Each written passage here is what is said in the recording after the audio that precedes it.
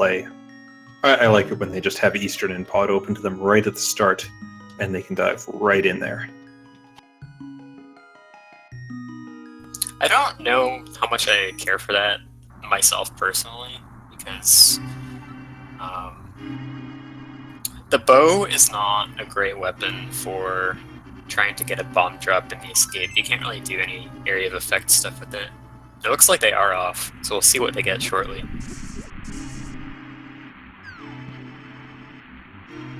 Well, just a piece of heart in that first chest.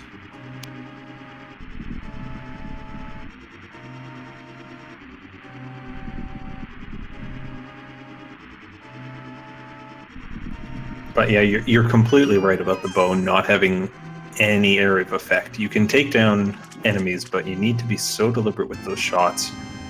And if enough coin flips don't go your way, you do end up without that sword. Or those bombs, I should say. Alright, well, we have the Cane of Samaria, which can be pretty unwieldy, but also has a very low magic cost, so they can use it pretty literally. Yeah, and with those magic drops in Escape that I'm sure the runners know about at this point, they'll be able to be pretty free with how they use it.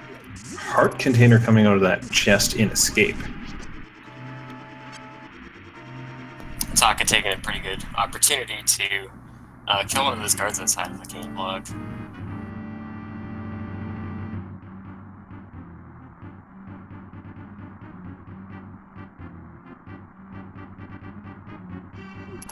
So, of course, we're going to see these runners doing the escape sequence first, killing as many enemies as they can at times in the hopes of finding that bomb drop so that they can get those 3 chests at the back of Escape. Green rupee dropping for Hitaka. Oh, we have the cape already. That's not a great sign for things to come in the future once they get out of this. No, that does start us thinking of, oh no, is Aga going to be in play for these runners? The problem with Aga is, I feel mostly the uncertainty of where the Moon Pearl is going to be, and just overall in general, the uncertainty of whether it is actually required or not. That's right. It's one thing if the game gives you all the stuff for Aga and nothing else at the start, so that you're immediately forced in there. It's frustrating in a different way to clear out Death Mountain, clear out Eastern, and half an hour later be going, do I really have to do this? Alright, as Hitaka knocks around the blue guard with the key all around the room, and Xyrak mostly keeps it in the corner. And they're both taking a pot to the guard. Actually, Hitaka's oh, they both took 2 pots, I think. Yeah, they did. One thing I like seeing people try to do is do 1 pot, which is equivalent to 4 hits of the fighter sword or the cane. Both canes do level 1 damage. And you can kind of pin them against the wall with a block and try and get all 4 hits that way. Yeah, if you can get those 4 hits off, it's a fairly efficient way to do it, both time-wise and magic-wise. I expect these runners didn't want to delve too deep into their magic pools at this point. Save some magic for killing rats. But if you can do that block where the Armos, or the ball and chain card, just runs into the block over and over, it's a very satisfying way.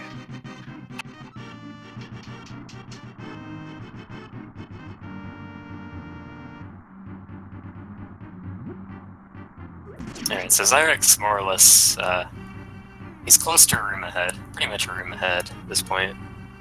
Doesn't mean too much with all the variants and randomizer, but it is kind of neat to see. One of the things I like about Standard is just seeing the runner's difference in execution right off the bat, and then the lead becomes harder to figure out as they go their separate ways in the overworld.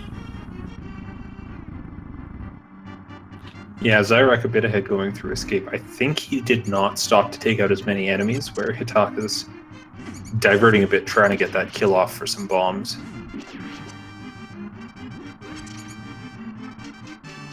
But neither runner finding those bombs just yet.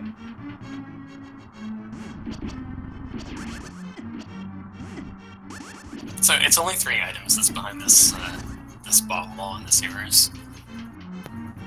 Could be useless, but if you don't manage to get a bomb for them, it's still going to be in the back of your mind. There is, or there was until Hitaka just opened that, there was the possibility of still getting bombs from a chest. So that also kind of plays into the decision of how much do you try and go out of your way to kill enemies. Well, looks like Xyrak is farming on these rats like crazy. Gets a fairy drop, but no bombs coming out of those. We are rapidly running out of options. Well, that's not very lucky for him.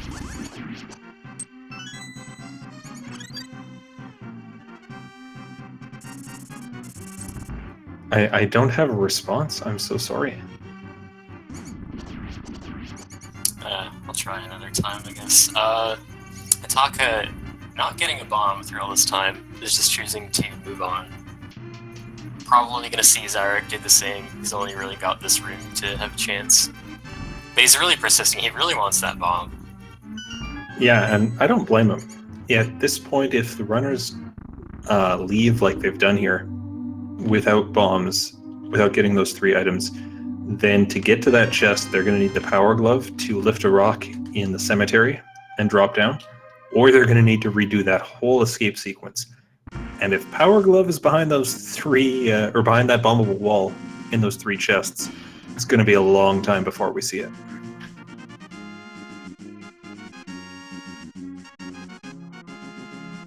Yeah, I did see a race earlier today, actually, where both runners started with the boots early on, but it's hard to think of the fact that boots are another option for getting that wall open. Neither of them actually checked those chests, and much later ended up going to them finding the hookshot and a glove upgrade. So, unfortunate that that was the seed that they drew for that. Yeah, so Xyrak's done some tree pulls, Hitaka has as well, and checking the hoarder crabs, it's just the small magic drop jars dropping there. That may actually be useful if they don't get another weapon in Kakariko, because they may want to use that for Mini Moldorm Cave. Ooh, blue mail in the woods, and despite everything that happened earlier, these runners have synced up right now. Yeah, Hitaka checked, he chose to check the lumberjack item, and Xyrak did not. Yeah, I believe that was a single rupee in Lumberjack Cave. It's somewhat debated amongst runners whether checking that item without the boots is a good idea or not. It's like a good 30-second sync or so. So that item is only able to be gotten once you've defeated Aghanim 1. May or may not be required, and it also requires the boots to bonk open the lumberjack tree. So some people say that there's really no point in taking the time to check that until it's properly in play once you have boots. Yeah, especially when the bonk rocks are right nearby that. It's kind of easy to route that check-in once you get the boots and you do bonk rocks anyways. Alright, we have a red boomerang so far. Both of them chosen to go to south side of Kakariko to buy bombs before going into the 2 top areas that each have a bomb wall hiding 1 item they don't want to miss out on.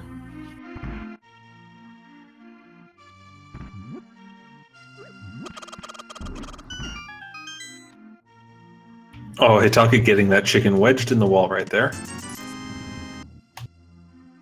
That's always amusing.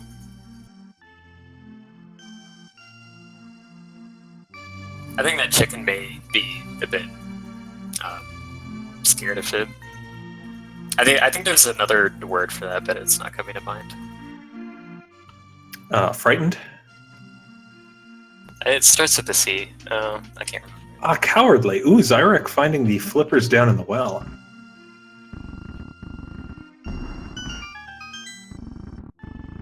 Oh, that's a good place for them, although there's not quite enough water yet. Hitaka finding the hook shot, Lion's Hut, and As well as the Burna. shield, and yeah, the Cane of Burna. But check out that fighter shield. Now he can block arrows.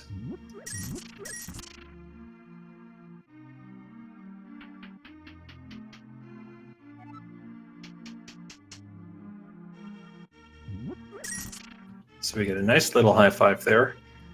Xyrak, I believe, got 20 rupees back from the bottle vendor, which, when they're this cash-starved at this point, is probably a welcome sight. Yeah, I really haven't seen too many rupees so far. Some seeds starving enough that it's actually hard to get your first 100 for the bottle vendor. I've actually forgotten important items on there until much later to that.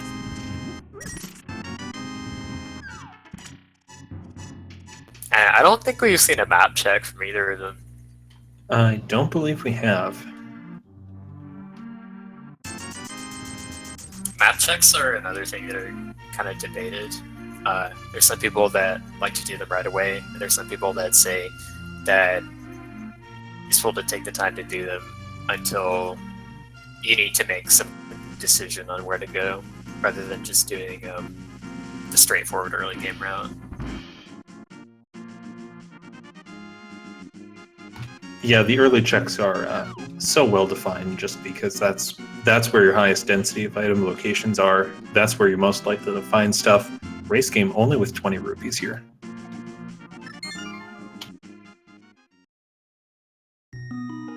On the other hand, at some point you do have to check that map if you want that information. Is Xyrak going back through escape at this point? That's I gotta say that's kind of a bold move, because there could easily be a glove in the South Shore area that would completely circumvent this whole extra trip through the escape if they were to find that. That's right. I personally would probably put this off until I had cleared out the early stuff and made sure there was no glove readily available. On the other hand, you know, if this works out, he's going to get a massive lead. But it does take quite a bit of time to go back through here while you've got those heavy item density locations, South Shore type places. Hitaka putting the hookshot to great use already. Hookshotting the chest through the block, able to open it in only one trip through the dam.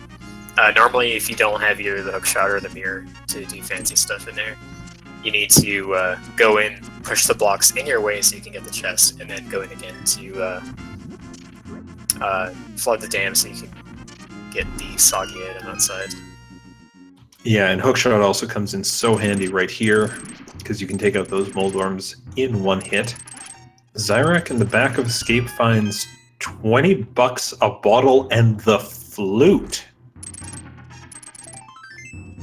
Okay, the bottle and the flute is a pretty good combination. Hitaka finding the shovel and mini boulder and the pearl and another bottle. So this flute is interesting this early on, because one thing that the flute is early game is a way of accessing Death Mountain without gloves or without a lamp to see in the dark rooms. Yeah, and you know, you mentioned those gloves. If those gloves end up on Death Mountain somewhere, then that flute is probably required to get at those gloves. The nice thing about finding flute and bottle there is he can just loop in the check of Sick Kid with his activation of the flute right here. Hitaka has that same bottle, but he's going to have to loop back to the village at some later point.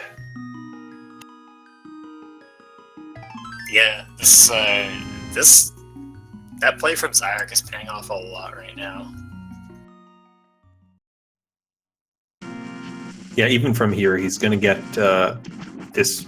Well, a heart container's not terrible from the Sick Kid, but he'll be able to fly straight down to the dam area and make up, you know, a bit of overworld travel time that Hitaka's having to spend just walking everywhere. It's nuts, actually. This is saving him a lot of time when most of the time, I think if you make this play, it's going to cost you a fair bit. Yeah, when you're walking all the way back through escape like that, you're kind of hoping maybe I'll find gloves, maybe I'll find the flute, maybe I'll find boots. And if you can come out with the flute, that's certainly going to be a nice one. So one other reason I find the flute really interesting, especially with that cave set early on, is that it may that flute, since it's our DM access and the lamp isn't required for that, that may be enlightening as the location of the lamp. Yeah, it might give us some insight into where that is. Hitaka did find a sword from the hobo.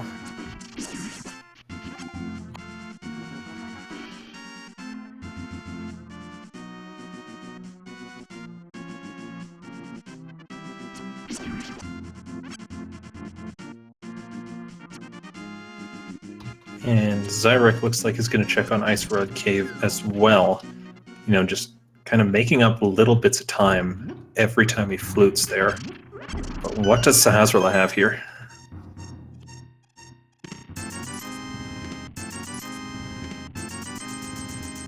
Yeah, he's got a good old stash of cash. You know, I was kind of hoping that that third chest would be 20 rupees again. But 300 is definitely better. We did see 3 crystals in the light world, with crystal 6 being up at Tower of Hera. Okay, so it looks like Hitaka is going to take an eastern dip. Does not have the bow, so will not be able to complete it unless he magically finds it in there. This is like one thing that people may or may not want to avoid early on. Because Eastern is a very linear dungeon, and if you're double dipping it, you pretty much have to go through the whole thing again, more or less. And Yes. But go ahead. It is Sphere 1, so the items in it, at least the first bit of it, doesn't require anything to check. So it could very well have some of your important early items like the gloves or the hammer, if that's supposed to be available for Dark World access. Yeah, and at this point, you know, Hitaka's in the area and he doesn't have a lot of other stuff he can do. Not like Xyrak, who's up on the mountain with the hook shot. Xyrak did go through that dark room, got, I think it was a piece of heart from the old man.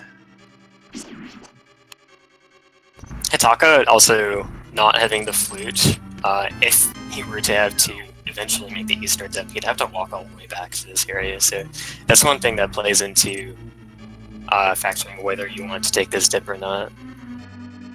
Yeah, a lot of the efficiency in routing, especially in the current version, seems to come down to, you know, can I clear out an area without leaving something behind? Because retreating, recovering those steps takes so much time. What did Xyrak see inside Spectacle Rock there? That was the power glove. Oh my goodness.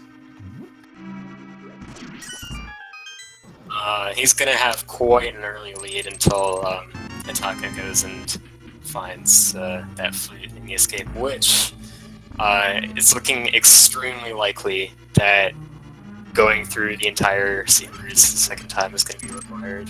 Ooh, Xyrak doesn't quite get the bomb jump off. Hitaka gets 20 rupees from the big chest in Eastern. I'm just so impressed that that play worked. Not only did it have the flute, it had the flute that was intended to get the gloves, intended to get the easy way there. That's huge for Xyrak. Yeah, and it's like completely something that I can't blame Hitaka for not doing that. I think he may end up doing that soon, because he's running out of options here.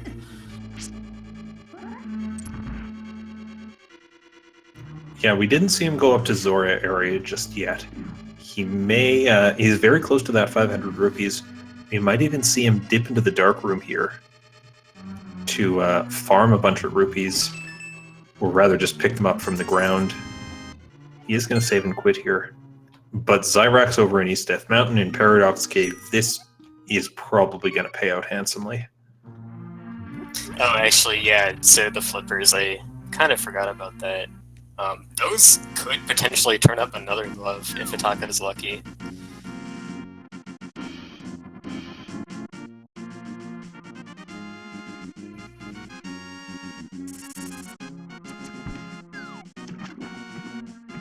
Looks like he's going to head to the Zora area, not quite having the 500 rupees that he needs. Xyrak finding his first sword in Paradox Cave.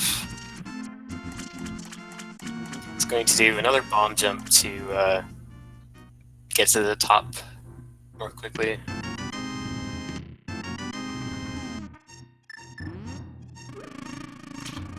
So the blue boomerang, but probably more importantly, a second sword in the waterfall cave for Hitaka. And he's going to release that bee and throw in the bottle to get a fairy. So that's almost vanilla, I'd say. Normally in that waterfall cave, you get the red boomerang and the red shield. This time we got the blue boomerang and the blue sword, so still pretty analogous. Yeah, pretty close. Oh, Hitaka seeing just a heart container on the Zora ledge, and then gets out of there because he doesn't have the full 500 rupees for Zora.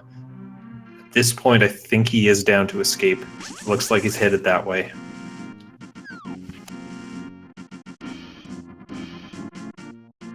He could technically do Dark Aghanim at this point, but probably not the good option here. No, probably not. Xyrak did find the lamp over in Paradox Cave. Okay, so that lamp... Yeah.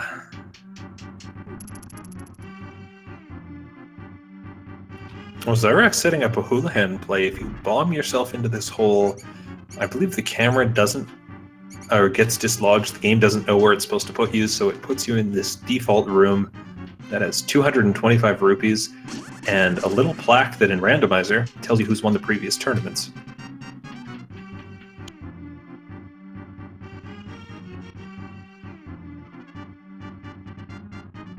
It's an interesting play. I guess he really wants to check the Zora item to maybe confirm that Aghanim is required. But it's looking a lot like it is since he found the lamp.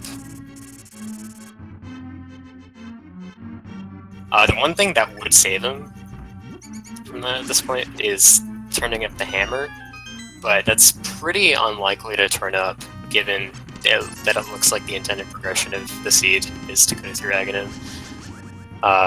Taka with some frustration slashes finding his flute. But yeah, the hammer, in this case, for it to end up in an accessible location to be able to skip Aghanim, which is what the seed wants you to do, it would have to turn up in one of the early game locations randomly, as opposed to being placed there by the fill logic specifically to fulfill requirements for other items to be elsewhere. If that makes sense. Because of the other existing Dark World access these runners have, even though it's the painful access through Aga. And the other thing with that is that they do have the flippers, so that means that the Zora area is actually not a sequence break. If it were a sequence break, it would I would actually say it'd be a little bit of a better bet to find something like the hammer there.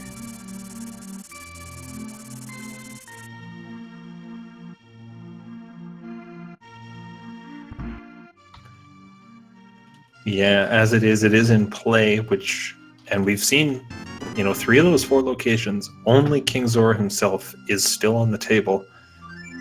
And I think that's all that can prevent an Aga seed at this point. Hitaka's going to flute up to Death Mountain, hoping that he finds some stuff up there. And he will. He'll come out of this with a third sword. Oh, that's actually pretty good for him this early on. Xyrak going to find his second sword at the hobo. And I guess Xyrak's going to find his third sword as well. He's going to go to Waterfall Cave after this.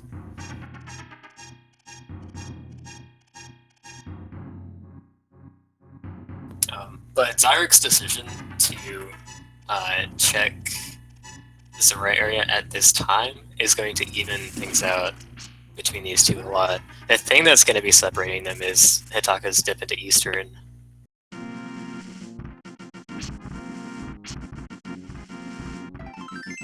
Yeah, all of that sequence, not sequence break, but early gamble through escape that Xyrak did, you know, the flute saves them some time, but ultimately when you end up checking every spot in the overworld, as does your opponent, because you get bottlenecked at Aga, you kind of come out even, or at least only really differentiated by your execution.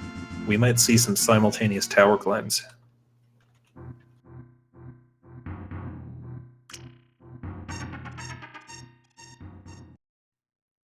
I can say Hitaka probably, I mean, he definitely feels behind with how late he got that flute. And in fact, he doesn't know for sure that Xyrak didn't just get a bomb in the escape. Yeah, you know, that might have been what motivated Xyrak to go back through escape immediately, was this fear of, oh no, what if my opponent got a bomb? Did they get some progression way before me? Silver arrows coming out of Zora for 500 rupees, but silver arrows are not the hammer. Is there anywhere left in the game? I think Agina's Cave is still out there. We definitely saw Xyrak head there. My bad. It was pretty forgettable. Yeah, that's fair. Agina's Cave is, to me, it's the area that I wouldn't bother checking if Ag is on the table. I don't think that's worth it. Even with the flip together more quickly, if nothing's really pointing in the direction of desert, I don't really like to check it.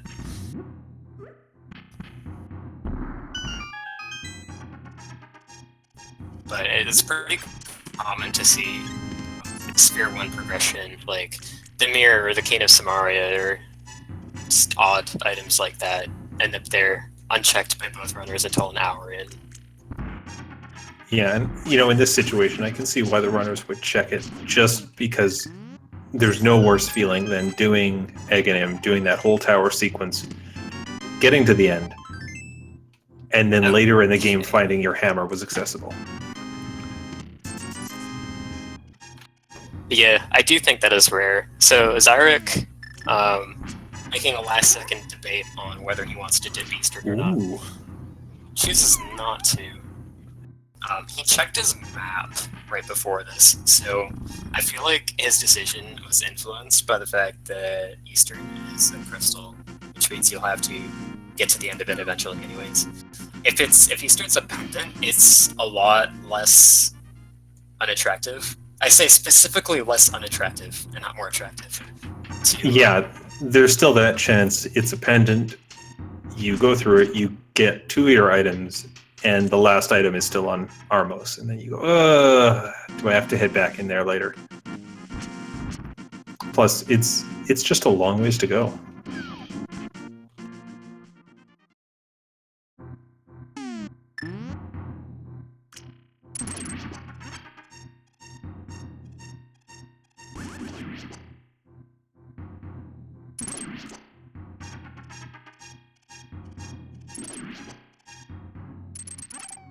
Xyrak making really quick work of all the guards in here with the Tempered Sword. Pretty much all take just 1 or 2 slashes.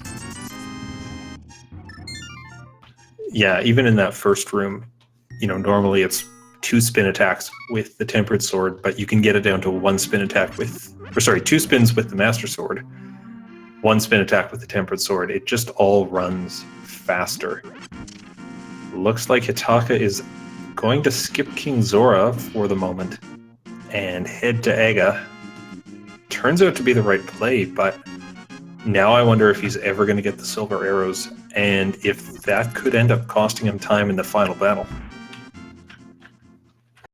It could, for sure, but we do have the Temperate Sword, so if he does have to do a silverless, it won't cost him too much time. Probably the order of 30 to 40 seconds.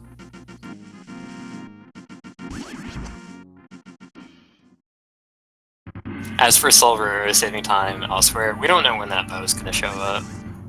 I mean, ideally, when you have silvers early, you get the bow right after that, and then you can just do a silver arrows Vitreous. In practice, that doesn't come up as often as you want.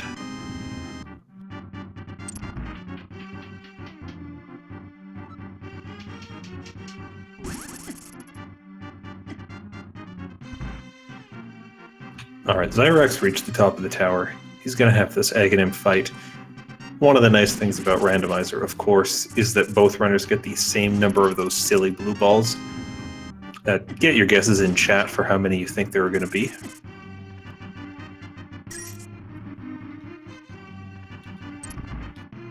I think I'm going to say 7. What did Xyrak do to you that makes you want 7 for him? I'm going to say 2. Why do you assume this had anything to do with Xyrak? You just said that both the runners are going to get this. Well, yeah, but he's there first.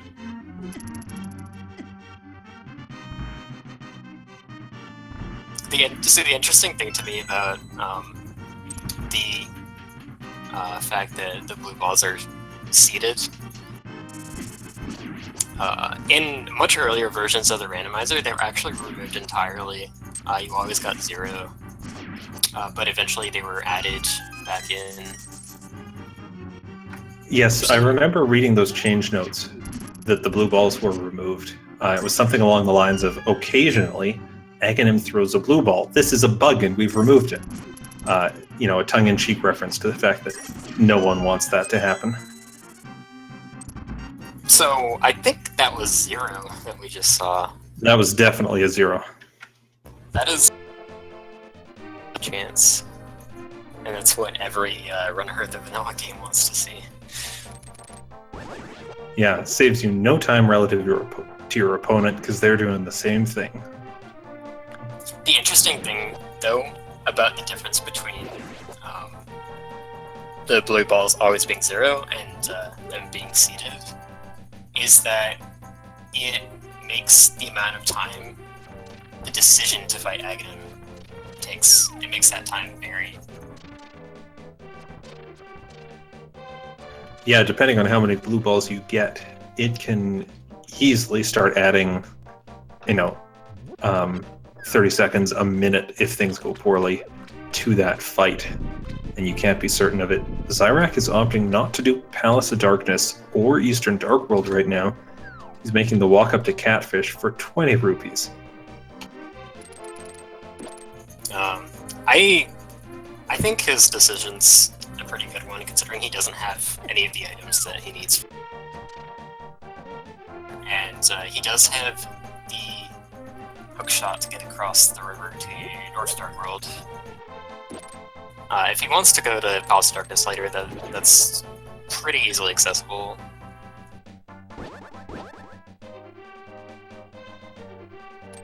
Yeah, in an ideal situation, he just goes back there when he's got both the bow and the hammer. Hammer certainly gives him Dark World access at that flute spot number 5, but, after you beat Aghanim, it's easy to forget, but you do have that free Dark World portal at the castle gate. And, if you save and quit back to Light World this early, you're only way back in.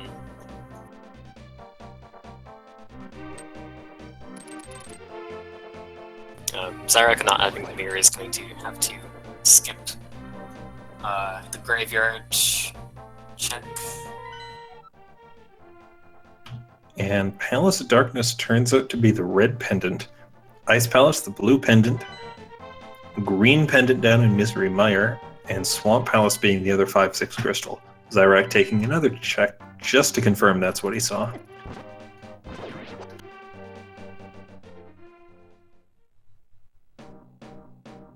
Okay, I'm trying to think what to make of this. Where did we see the light world 6 crystal? That was up at Hera.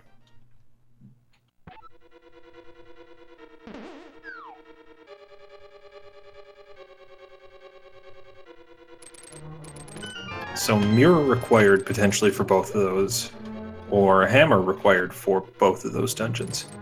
Swamp Palace needs both, of course, and Tower of Hera only needs one of them. Yeah, I'm trying to think of what items might also be relatively early game. So, we have the flippers for Swamp, so if we see the mirror, that could suggest that there's something good at the Fat Fairy. If both the red crystals are available early on. Yeah, it definitely could. Swamp Palace being what it is, might be a while before either runner wants to do that.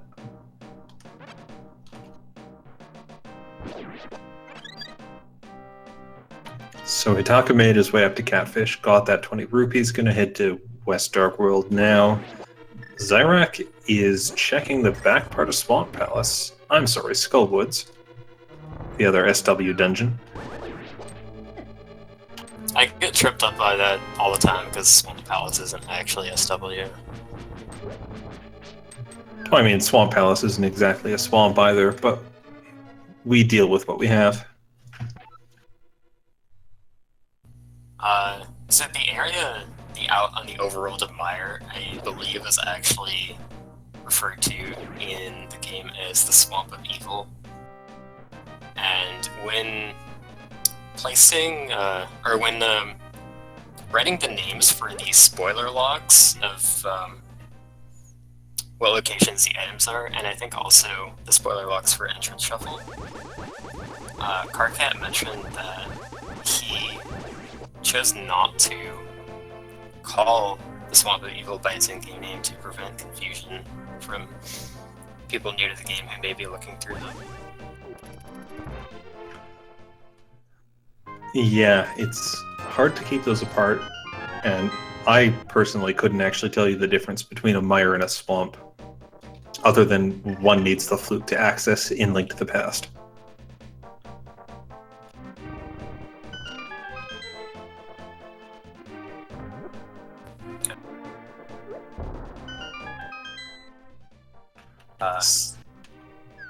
So Hitaka's clearing out Skullwoods. I don't recall seeing Xyrak do this, but that may just have been because there was no value here. Oh, he definitely did it.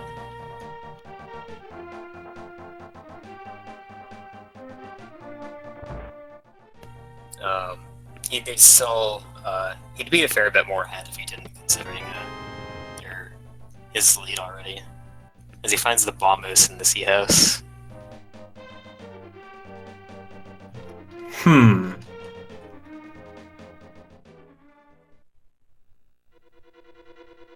Alright, so he's heading into Thieves' Town.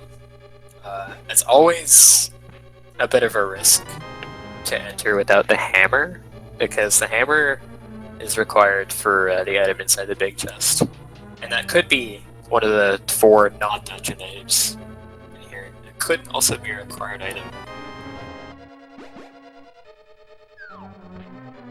But at the same time, we do not have easy access to West Dark World right now. To get back here, we would have to walk the entire...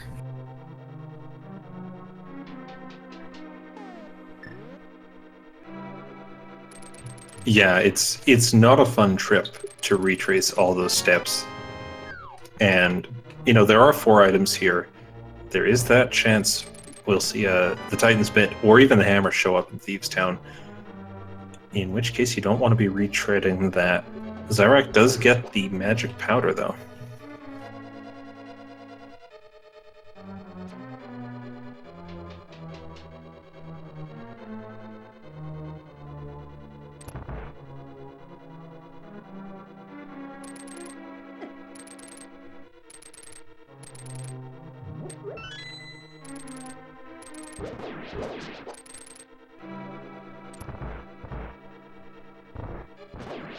And unfortunately, I've already lost count of the items he found in the front half. We'll be able to see. I do believe he picked up the compass. The question is, where's that map going to be? Where's that small key going to be?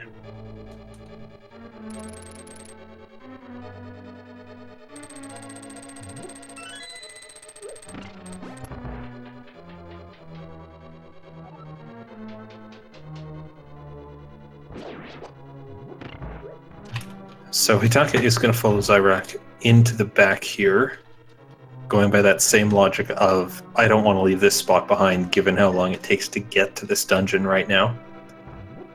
Xyrak's going to bomb that floor, and in the chest, well, at least he finds bombs to replenish that.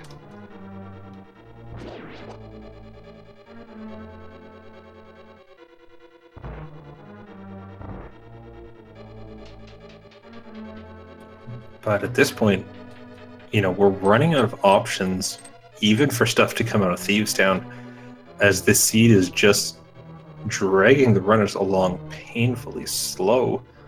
I'm starting to look at Hype Cave and go, yeah, there's must be something there, if nothing else.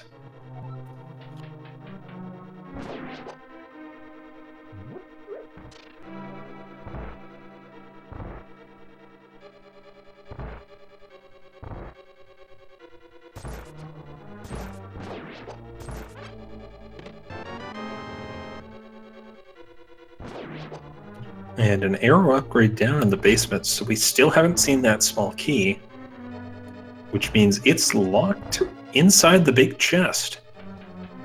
So according to the logic, the hammer is oddly enough required to complete this dungeon, because if you played very strangely, you could steal a key, use it to open the basement door, and then soft lock yourself without the hammer. So hammer is out there somewhere for these runners. As Xyrak heads into this blind fight, it seems to know the script, knows what he's doing, and if it comes down to it, he's got plenty of health to tank these hits.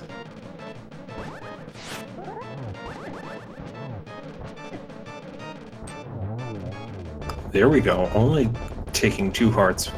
Fairly clean fight. Dropping that 4th item, the 4th bottle that we've seen this game, and our first crystal of the night for Xyrak, but still no sign of any further actual progression.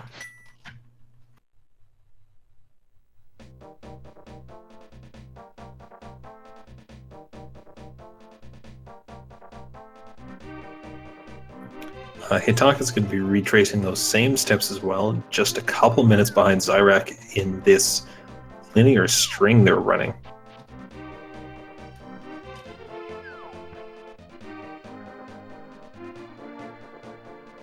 So at this point, we are down to 7 possible locations left. The digging game, Stumpy, and the 5 spots in Hype Cave for Xyrak.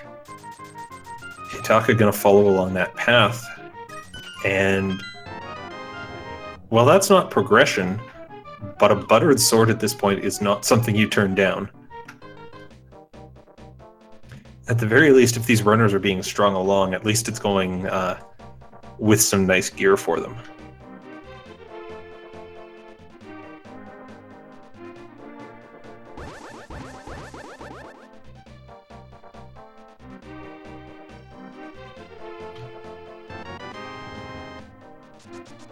Ooh, Stumpy granting us the boots today, making that overworld movement at least bearable, opening up the bonk rocks for these runners, and, putting Desert Palace on the table as soon as they can find the book, or the mitts and the mirror to get inside. Yeah, the boots have a lot of potential uses, but nothing that we know for sure that we need it for at the moment.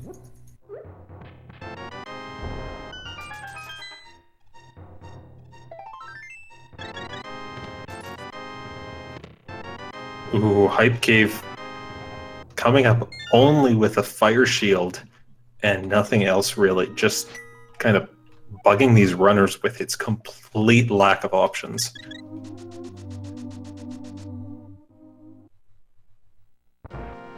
Okay, so either Bonk Rocks is something good, or we're going to have to make a pod dip, I think. Yeah, the pod dip is not something you want to do here, but what else do you have for options if you're Xyrak at this point? I mean, it's a fairly decent decision to delay pod until you're in a situation like this. So it could be required, but at the same time, you could be taking a highly unnecessary double dip if the hammer or the bow are really easily accessible in West Darkwood. You just don't know them until you go there. Yeah, and this is what we were talking about earlier with the boots and the lumberjack. Xyrak just doesn't even know what's in that location because he's not concerned about it till he has the boots and beat an Aga Tower, and then he just jumps straight in, almost picks it up, and then realizes, no, I'm not stopping for 1 rupee.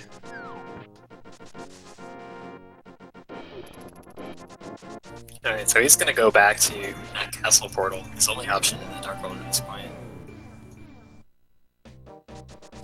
And he's going to go to Pod, also his only option.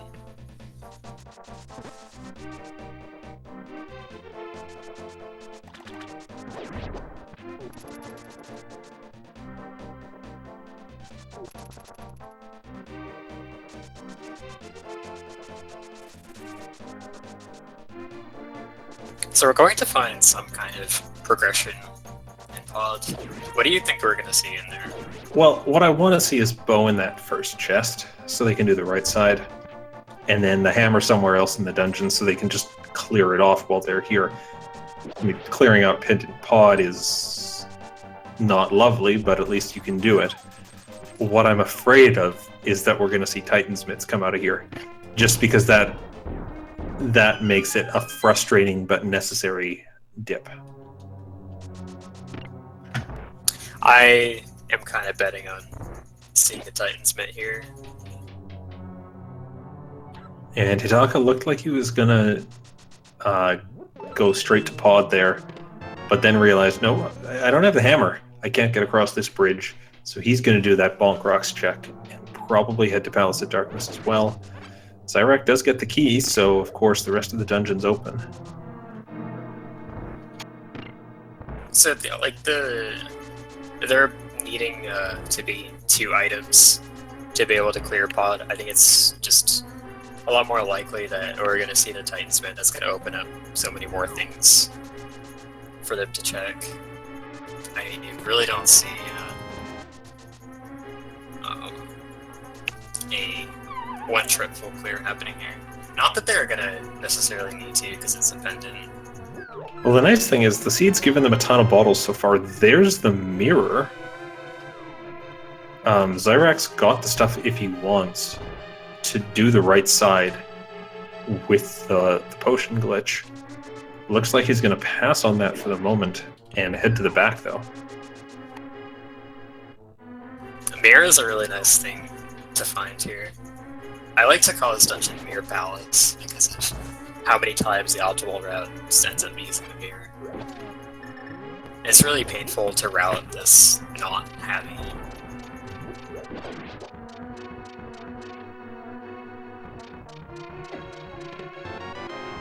Yeah, the mirror also opens up Tower of Hera as a fully clearable dungeon.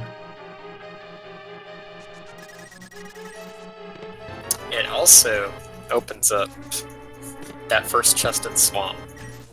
But hey, there's those Titan's Mitts we were talking about.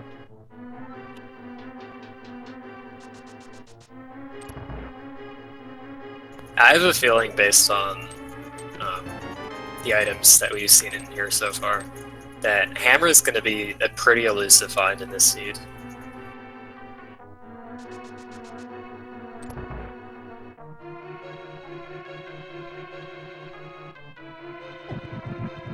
Yeah, there's so much open at this point, just based on what they've found here. Now we can do Desert Palace, we can do Tower of Hera, we can do Dark World Death Mountain, all of those spots on the table. Ice Palace, possibly even Misery Mire.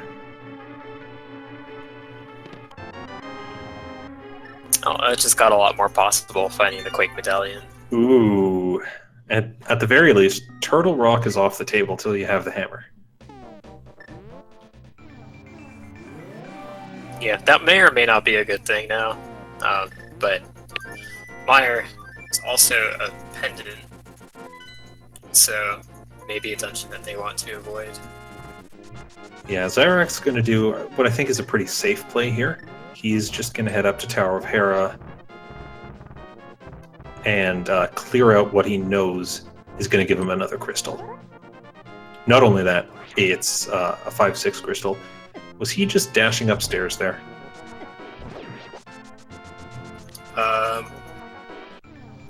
I think he did a sword climb, which is if you activate super speed while you're holding your sword out, which you can only do with the hook dash.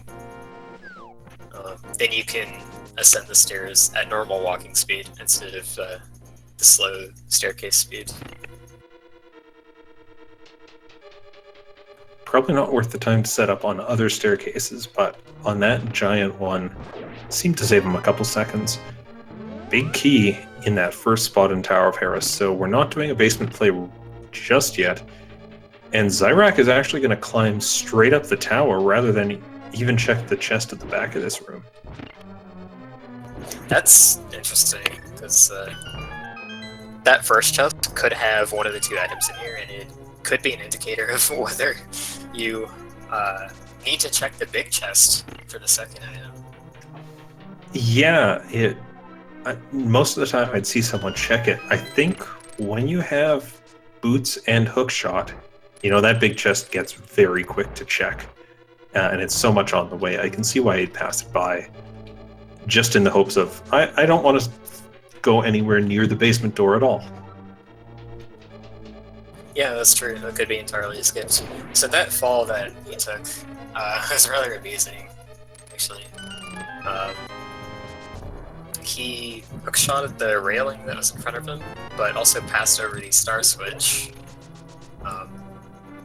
When you're hookshotting, you still count as being on the ground with respect to those, so you will still trigger the star switches, and that just spawned the hole right underneath him.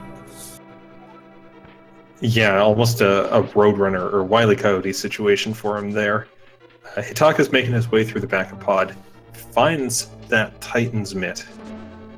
Xyrak having a bit of trouble with that bumper, but he's passed now. We're going to see a very quick Moldorm fight with Buttersword. Xyrak also found the book in Hera, so I'll be able to check either tablet for this. Yeah, fortunately we have enough swords for that. Ooh, and there's the second item, the fire rod. Wow, so that means that his call of skipping the map chest also paid out here. Yeah, did it ever. I mean, only a couple seconds, but it boosts your confidence so much to have that go right. And you just go, yeah, okay, I know what I'm doing with this game. We're going to have to see if Hitaka makes that same play, because if he doesn't, he could get set back quite a ways. He is going to do the potion glitch for right side pod.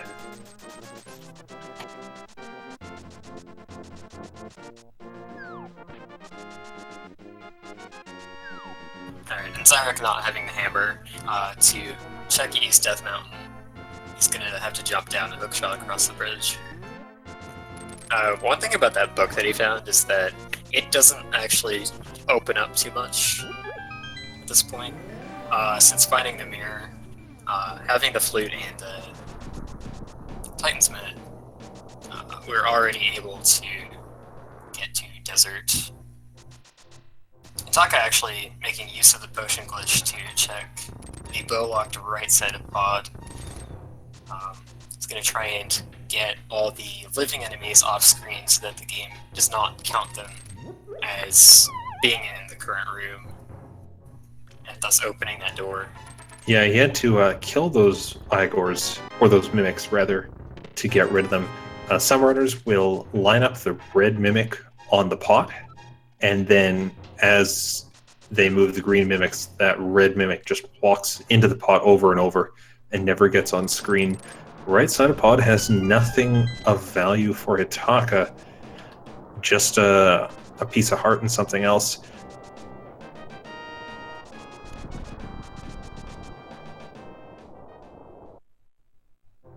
I actually did not catch what that Turtle Rock medallion was. I did not either. I expect chat has a good idea of what's there. Oh, seems to have been Bombos, so once we get the hammer, the dungeon is accessible.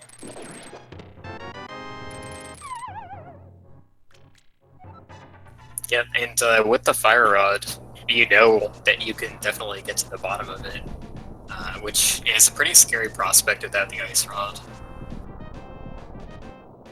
This would not be the first, or even in the first 5 seeds I've seen this tournament, where you had to go deep into Turtle Rock without the ice rod to get something.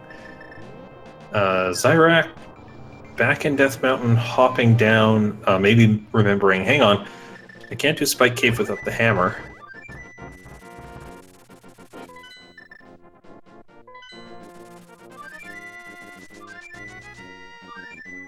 And fluting to the wrong spot, it looks like. Yeah, he's going to the mire area. Yeah, this is a pretty good play. It's nice to get the intel on both medallions. That might have been Quake. I always have a tough time telling with the Mire medallion checks because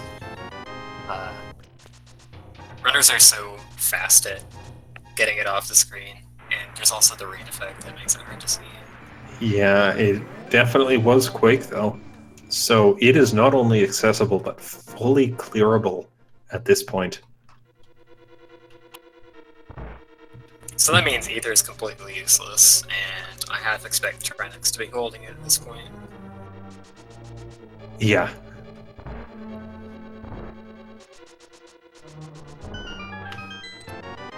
Xyrak finds the big key for Desert Palace on the torch, so those boots definitely required here. He's going to clear out the rest of Desert, getting 2 items in the process. Come on, Hammer's got to show up at some point, right? I'm gonna say Hammers and Mire. I've seen that enough times.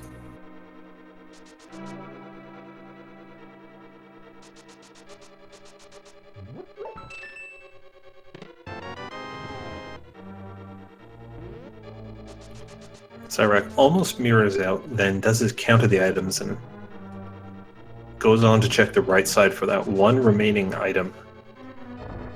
And Hitaka is going to give us a Gold Sword Moldorm fight right here. I can't put those words together.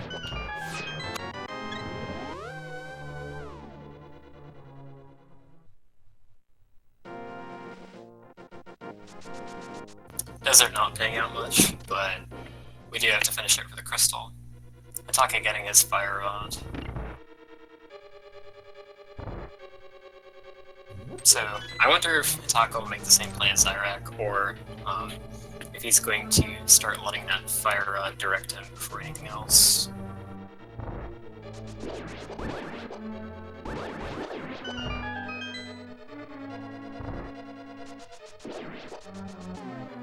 It does put Skull Woods on the table as completable. And, you know, when you finish Skull Woods, you've got the mirror in the book. You are right next to the ped. And this is the kind of time we might see the runners get interested in checking pedestal, finding out if they're going to need to clear each pendant dungeon all the way. Although at this point, there's not a lot left that could be on the pedestal.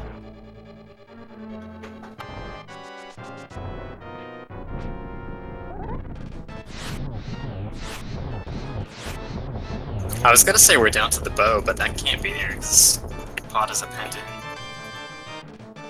Yeah, at this point, all we need to finish out the seed is the bow, the hammer, and the ice rod. And both hammer and bow required to beat pod. Ice rod is your only option for the pedestal.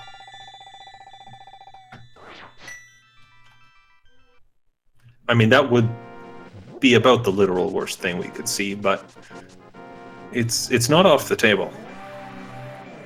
It's not, you know, I think I'm going to disagree with that. It's not so bad, given the fact that we have the book, we have the mirror. Pedestal check can be rounded in after Skullwoods, so if the 3 pendant dungeons are required for the Ice Rod, we're going to know about it, and we're going to know about it with a lot more certainty than we are if the Ice Rod is, say, on Laser Bridge. Oh yeah, that's completely right.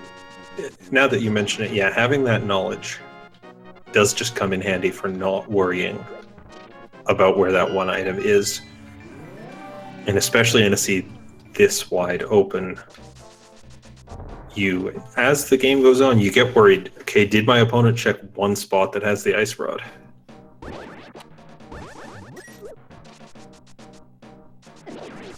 I think out of a lot of the possible items on Pedestal, though, I haven't looked at the stats, but I would guess that Ice Rod is one of the least likely to show up there, just because of how few spots it unlocks, meaning how many spots it can be in is so much larger. I could be wrong, because the fact that other items lock a bunch of stuff makes it hard for them to be available given configurations of pendants. But it's just one of many, many places for the Ice Rod. That's one I'd have to go to the stats on. Xyrak giving us a nice, quick fire rod clear of this mummy room.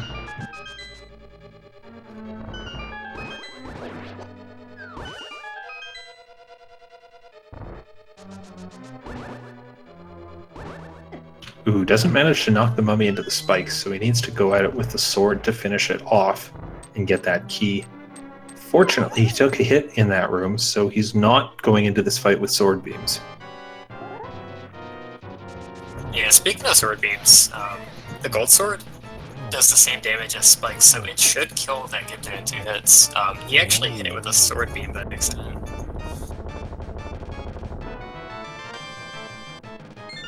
Ooh, red mail dropping from the Moth.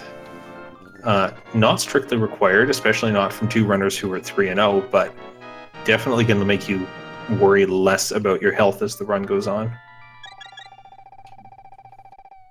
Yeah, I do think that was the second in the Skullwoods. I think the other one was a piece of heart that we saw much earlier. I believe that's correct. And Xyrak is giving us that pedestal check. Is it the Ice Rod? No, it's a piece of heart.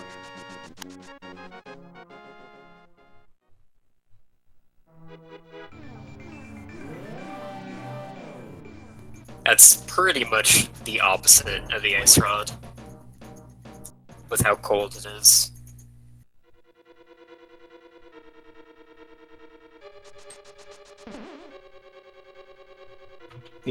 Are your pieces of heart very, very warm? I would hope so. Maybe not after they've been cut up for a while. Not if they've just been sitting on top of a stone pedestal all on their own for a while.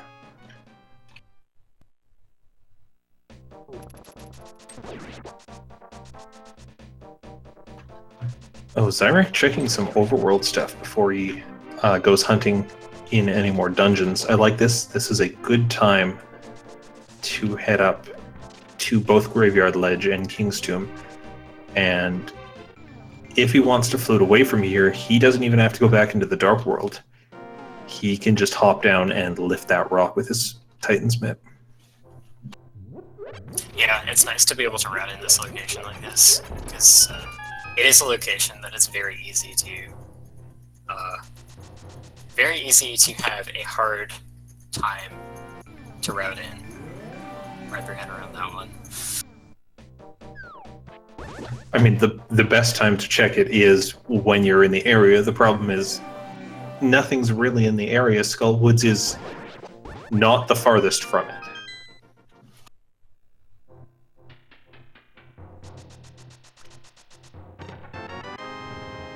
Well, Ether's not on Trinex, but it's also not worth anything in this seed.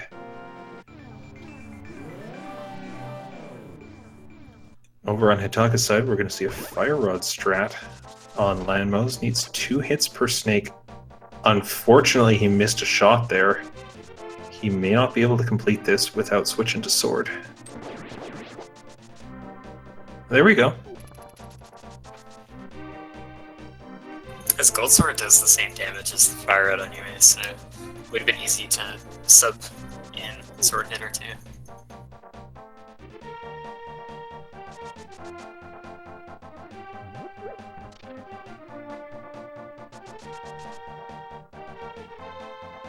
Alright, we have a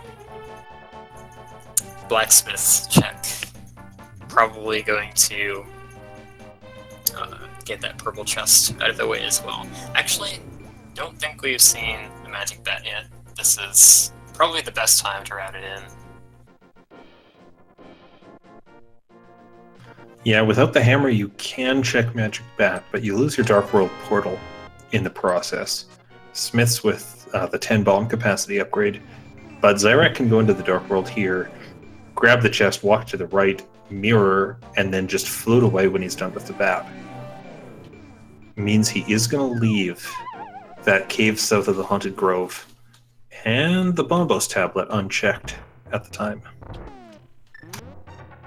This is actually a really good time to leave that portal behind if you ever wanted to, because you can just flute with the chest to directly to 7 to check it, and it's the ice rod. Fantastic check there. That's pretty huge. Although I do have a feeling Hitaka's gonna end up there relatively soon. Maybe not. Looks like he's going to Skull Woods. Yeah, this makes sense. He also has to clear this out.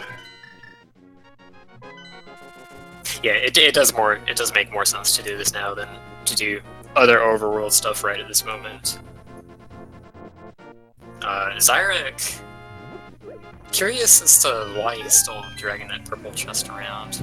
Well, I think he might be thinking of that Circle of Bushes cave, the Bombos tablet, and just wants to keep them on the table.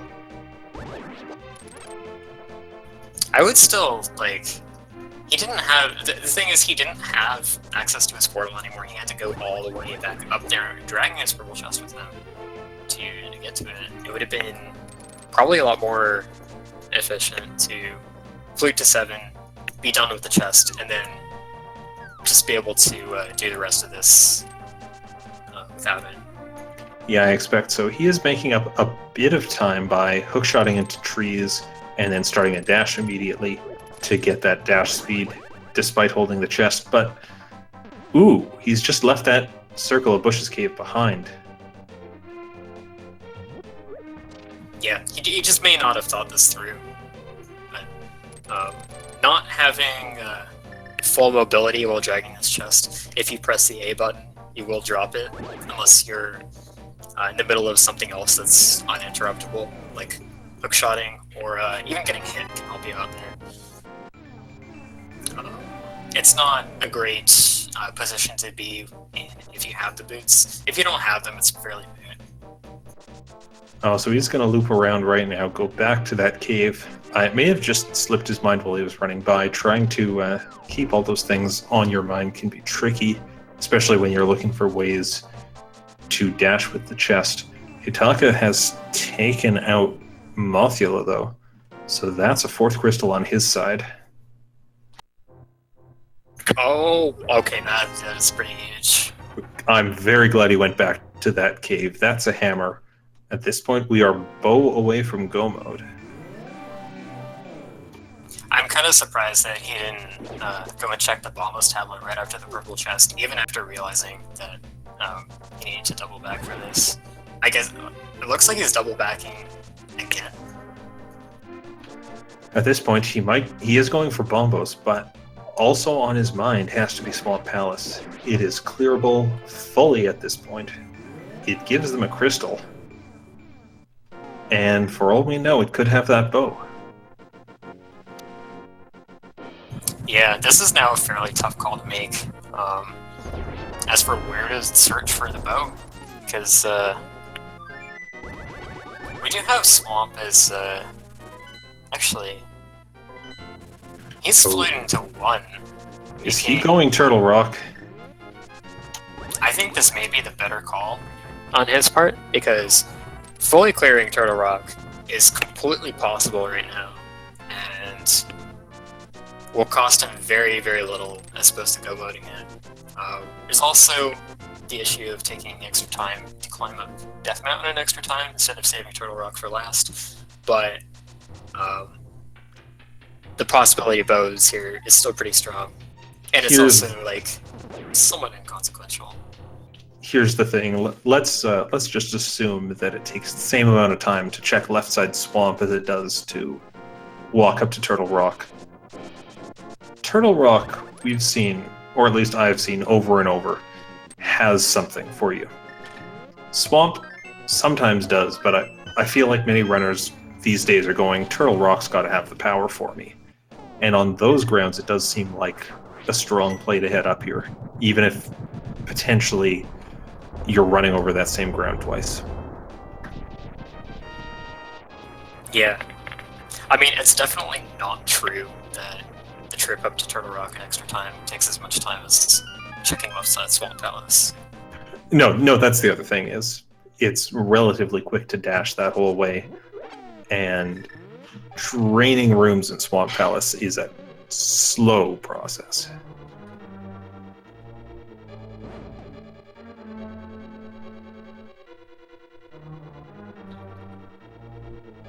So ultimately, Blacksmith and Purple Chest not being worth it, but they do bring you along the path to that Circle of Bushes cave that gives the hammer.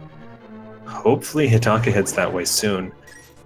If he heads into Swamp and finds the bow there, he's going to end up with a boost back. But he also needs that Ice Rod from the Magic Bat. The nice thing for Hitaka is that the hammer locks so many items that he's going to have a tough time really making any bad decisions here without checking it. Actually, looks like okay, so he's going to the blacksmith. One of the things I worried he could have done here was go straight to where the hammer was and pass up the Ice Rod as a result. Because it is on the Magic Bat, he may be loath to check it without the hammer. But hopefully he does it right here. It's really the best time to do so. The problem is, ironically, it's fastest to get the Ice Rod if you check it right now. But then you lose your Dark World portal, which means you need to find some other access into the Dark World to go and get your hammer. There is no real efficient way to do this. I mean, like I said earlier, I really think that grabbing the purple chest here is, and then floating to 7 with it, like that's a great excuse to be all I rolled again. And it's really not very costly to just flute back to 3 after that and take the portal from there. Looks like he didn't grab it though, which it doesn't have anything, but he may want to check it still. So he's got his Ice Rod, still looking for the hammer, still looking for the bow. So this may be a time loss for him, having to go back and get that purple chest if he so chooses. Xyrak down to 2.5 hearts over in the Poke Room, or the single Poke Room. He does drink that red potion to refill, just taking a beating there, but at the very least, he got that door open.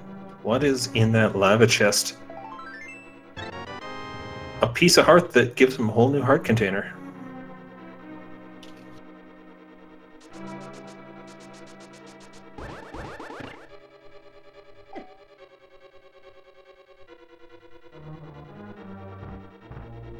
Okay, good news on Hitaka's side. He is going to get that purple chest here. And he's doing it this way so he can walk through the Dark World, I expect, and get that hammer.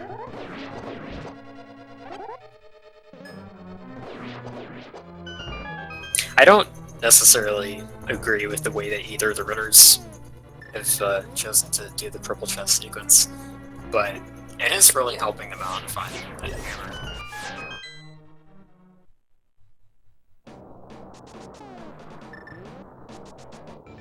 Xyrak about to check Mimic Cave.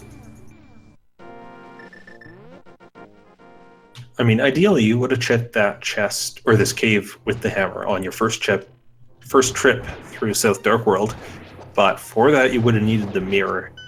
And both runners passed up Palace of Darkness on their first trip, which at the time made a lot of sense. Because you didn't have the hammer, which was here. Yeah, funny how that works. And this is why double dips are a thing.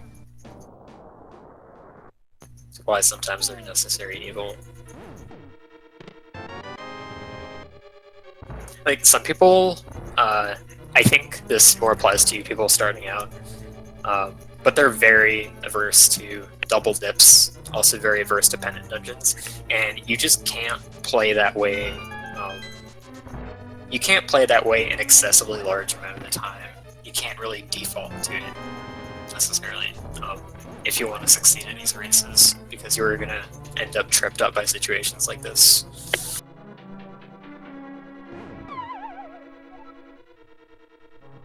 Xyrak doing something that I adore very much about this game, which is spawning a Samaria platform on the rails and then still being able to slip between it and the docking platform and falling.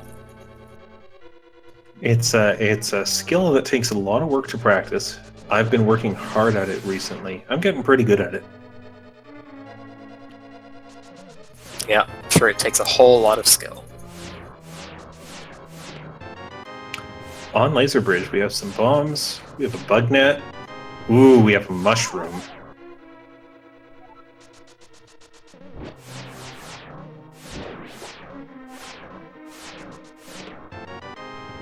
And the compass. So no bogey yet in Turtle Rock. Hitaka, though, is not doing Turtle Rock at this point. He is down in Swamp Palace. This could be huge for him. Really very little indication of where the bow may be for any of us watching at this point. It can't be on Trinex, that'll have the map. But it could be on that mushroom. It could end up being inside the pyramid, or it could be somewhere here in Swamp. And if it's those later two options, Hitaka's gonna gain a lot of time back. Xyrak getting a very nice zero cycle Trinex, which is only possible with a gold sword. Still quite difficult to pull off. Actually, it's significantly harder to do a zero cycle in Trinex with a gold sword than it is to do one cycle with the tempered sword. Oh, you need to be very quick with your timing, and also do it from the back so you can get those heads before they even stick out, right? Yeah, that's right.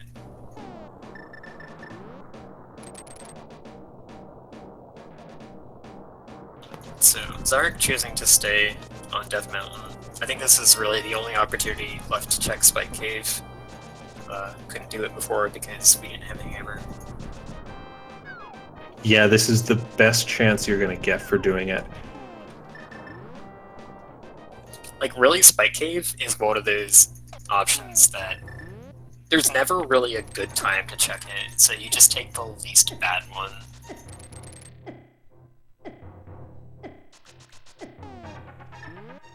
Yeah, least bad, I think, is the appropriate descriptor here. Hitaka's gonna head to the left side of Swamp and clear that all out. I know a lot of runners in this situation, where you're one item away from go mode, would opt to go straight to the back and do everything there, because if you find the bow, you're done with the dungeon immediately. I have had that at the side races for me where I went left side and opponent went straight to the back, and the go mode item was in the back, and I've lost because of that.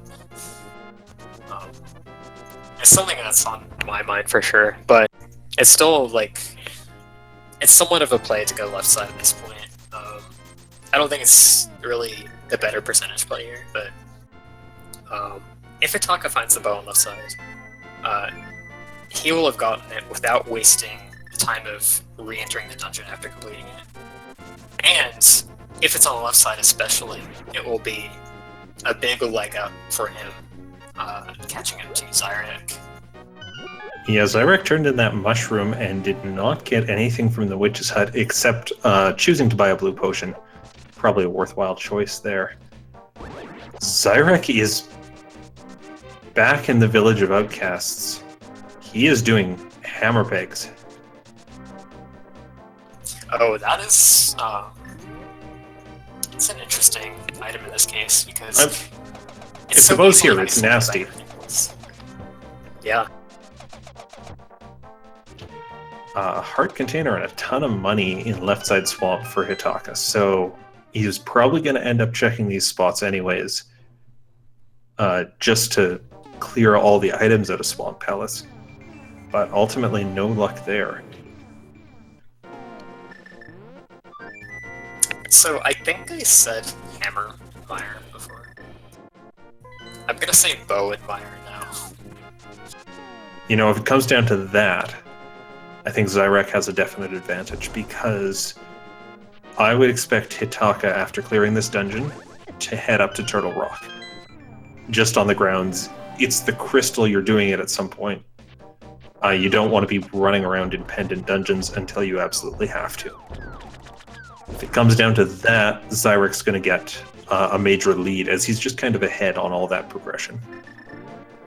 Hitaka's not going to save that much time in Turtle Rock anyways, if he does happen to find the bow earlier than that. I suppose he'll be able to skip Mimic Cave. That's probably the biggest detour he'll be able to avoid.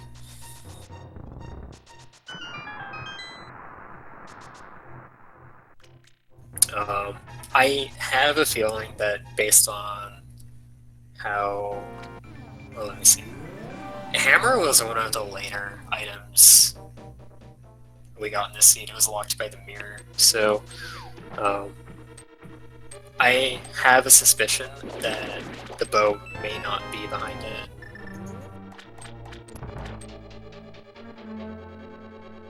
At this point, for it to be behind Hammer, it would have to be on Argus, or in the big chest of this dungeon, or at the Pyramid Ferry, or in the right side of Ice Palace. I think anywhere but the right side. The right side in particular is hammerlocked, except for the chest with the spikes. That does leave all of Misery Mire as not being behind the hammer, where the bow could be. By that assumption, which is a pretty reasonable assumption. Very quick Argus fight from Hitaka. Gets that compass. That does mean the big chest is holding an item.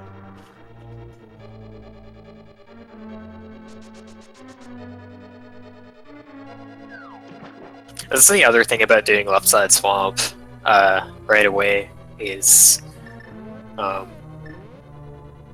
it's a good thing to leave behind at first in order to better incentivize a return into the dungeon if you don't have the big key until late in it. You need to pop back in for that big chest. Yeah, and that ends up being kind of just a mental thing, but you're often loath to go all the way back into the dungeon just for one item. When there's potential for 3, you feel a bit more like doing it. Xyrak is going straight to the back half, but I expect we'll see him end up doing the whole dungeon, trying to find the bow in it. Unfortunately, a single rupee in the big chest. No bow in Swamp today. Wow. Both crystal dungeons we had available turning up empty, so... was Pyramid Ferry? Pyramid Ferry is a thing. I completely forgot about it. I made mention of this. I alluded to this all earlier in the seed. There may be something really good here based on how early the red crystals were able to be done. So I really want to know there if that is true or not.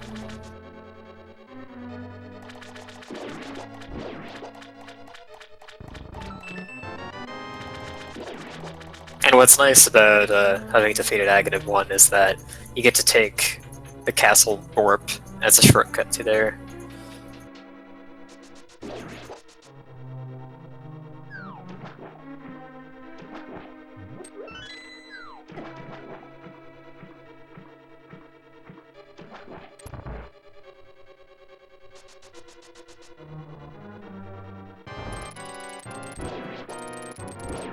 Piece of heart.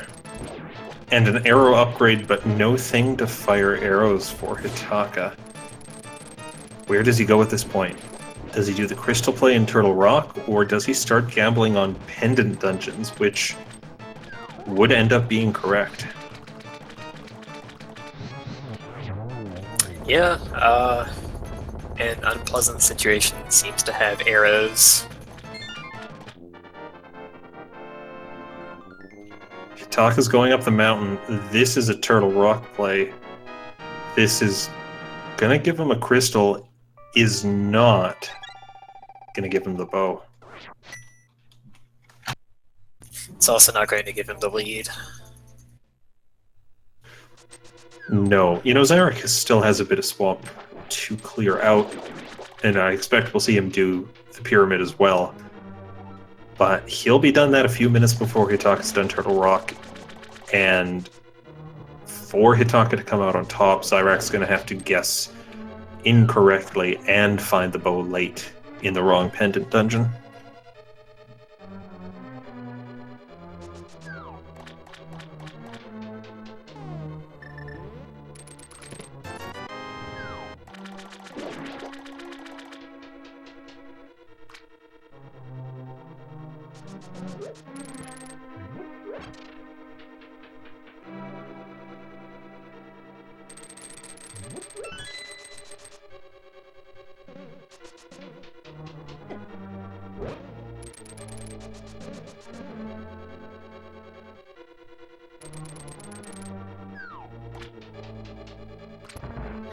This has certainly been an interesting exercise in routing for these runners, giving them kind of all of the light world right at the start, and then saying, no, it doesn't matter, you're getting bottlenecked into Aga Tower. Giving them their progression in Palace of Darkness, but no incentive to go there early, and then opening up everything after Palace of Darkness, but still not giving them the bow at any reasonable point and making them search all over for it. I do not envy them in the slightest. The Seed has done a really good job of compartmentalizing the world. And it's unfortunate that this last section of the world that's separated greatly, that the hammers opened up, the only thing that we're looking for in it is the bow. It's been so open since then.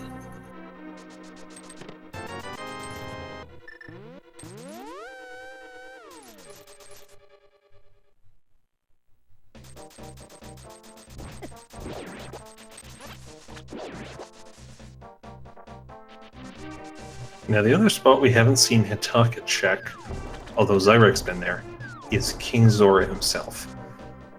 They've got the money at this point, but that will give the silver arrows if Hitaka makes that trek. Might still be on the table for him. Or he might have reached this point of the race, known that he hasn't checked it, and kind of written it off as a, you know, I never want to check this place. If the bow was there, I've kind of lost. Which I know many runners consciously make that decision. If he ends up going there, I'm not even sure silver arrows save him the time. They kind of just pay back a bit of the time lost for making that trek. Yeah, I think that's a loss at that point, if he were to go back for them. In Xyrak's case, it made perfect sense to go and get those, because he was clearing everything he possibly could.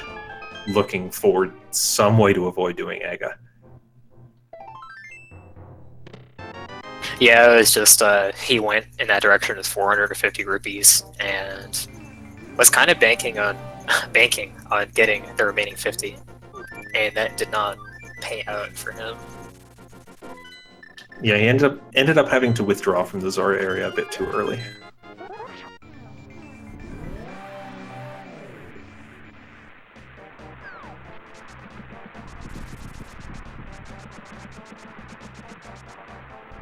Okay, Xyrak, at long last, making the play into Misery Mire. Yeah, this has been a rather taxing search for the bow.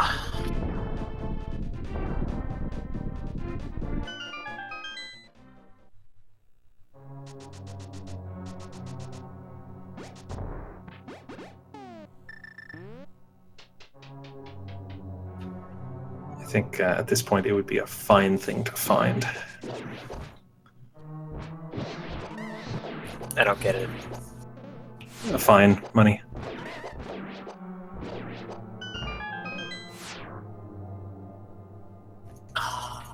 Ah.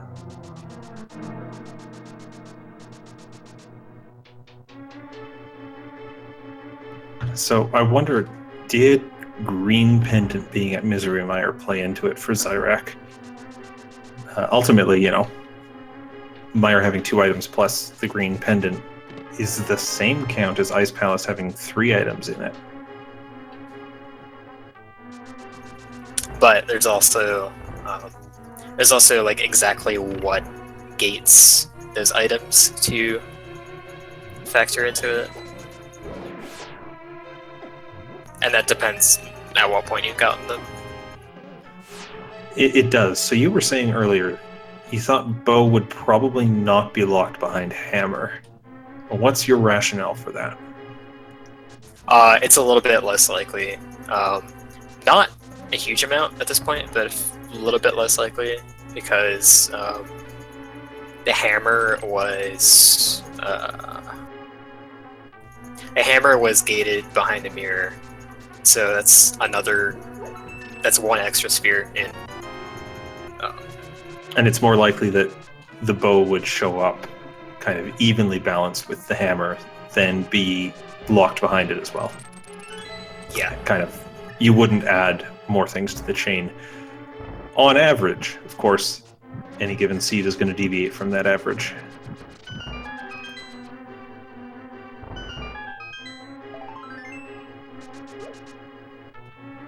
There's a piece of heart. That's one of our 2 items in Mire. It's also it's also entirely valid to, if you do happen to be thinking about this in this way, take the statistically less valuable option in hopes to get an edge over your opponent if you feel behind. If you feel behind, yeah, you'd certainly do that. I think in Xyrak's place, you know, a lot has happened since that first bow.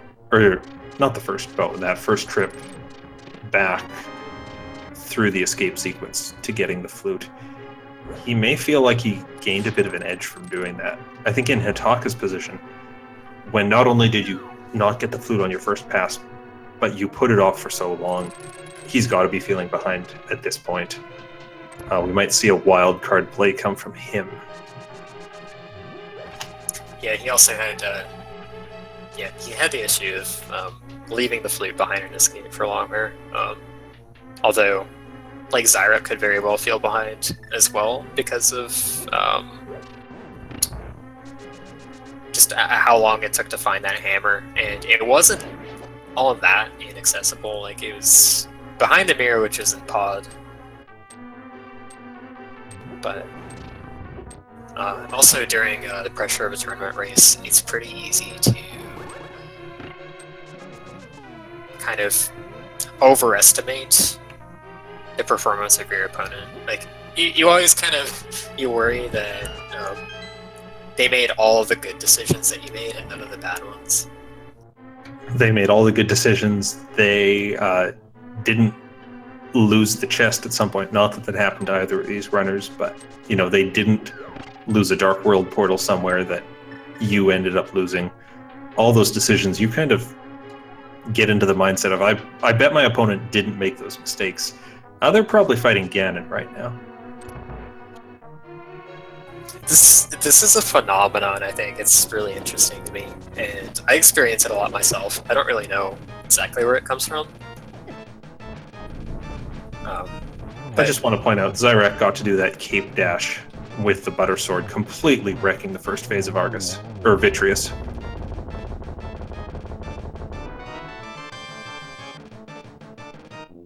Yeah, and Vitreous did not have that item, so he was just doing it for the Green Pendant, which he's going to turn in shortly.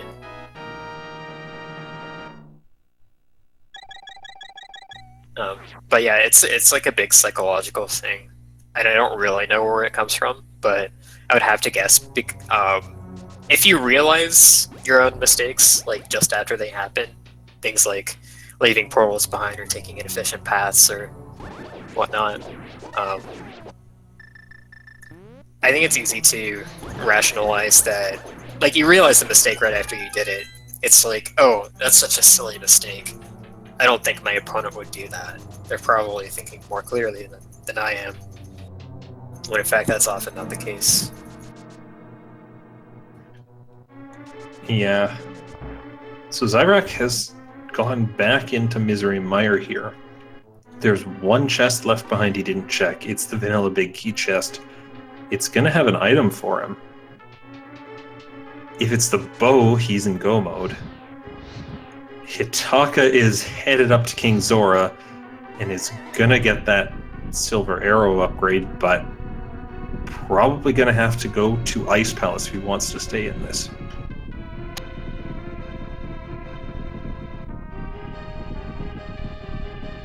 Yeah, it is kind of curious that he's choosing to do this now.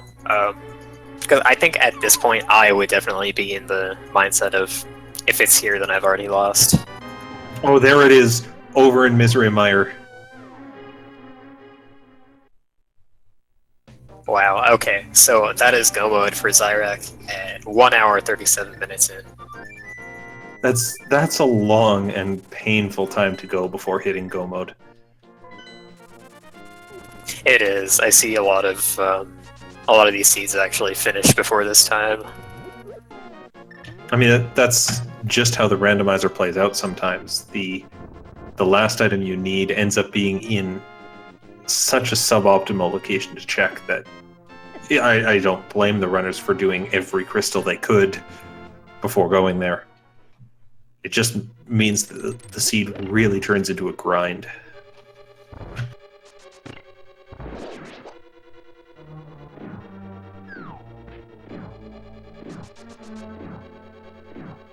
I think Xyrak is far enough ahead that he doesn't have a lot to worry about in terms of losing the lead to execution.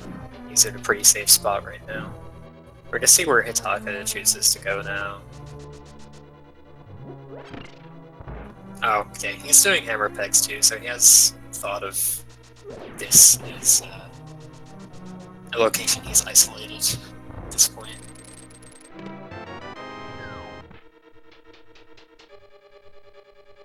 So, interestingly, Xyrak has not been to Eastern Palace. Actually skipped doing it before heading straight up Aga Tower. Because, as you pointed out almost an hour and a half ago, it's so linear, and you just want to avoid doing it if you can. At least until you're ready to finish it. Does mean he has to search for the big key, but he also gets to do that with the boots, which makes it so much more bearable. So one thing I completely did not consider is the fact that, as far as Xyrak was concerned, he also had Eastern Palace to search for the bow. Yeah, he may have been in that same mindset of, well, if my opponent went for the bow at the start, or went to Eastern at the start and found the bow there, at this point there's nothing I can do.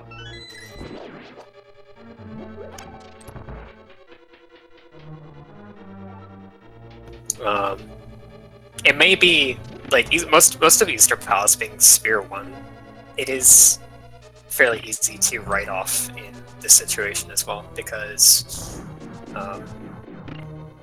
you can... actually, the bow is a pretty bad example of this, but for some other items, you can reason to some extent that if the item was available to you from the start, then your intended progression through the seed would have been much different, so it's not likely to be there. The bow actually doesn't gate very much, so it actually very well could have been here without really impacting the item chains too much.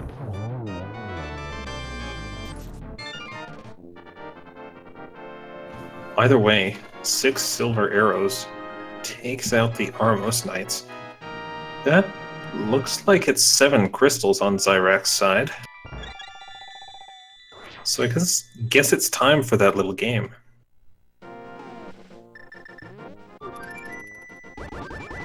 And what little game would that be? Something that involves numbers appearing in chat a lot. These numbers seem to be focused from 1 to 22, with the exception of some people that are being silly with their guesses.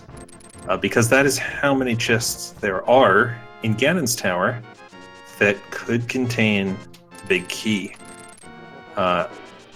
Basically, all those chests have equal probability of having the key, so it's just a question of where do you think the number is going to show up today? Feel free to throw a guess in chat with that number. People who have subscribed or donated bits to any of the speed gaming channels who guess correctly get their name written on the internet. I always guess 14. Where do you go? Funny thing is, I had the number 14 in my mind just now for no particular reason. Well, stop reading my mind, please. Well, I would be reading the chat instead, but there seem to be an awful lot of numbers in it. Were there ever? I saw someone throw out a number in binary. We only accept decimal responses. I should be clear about that.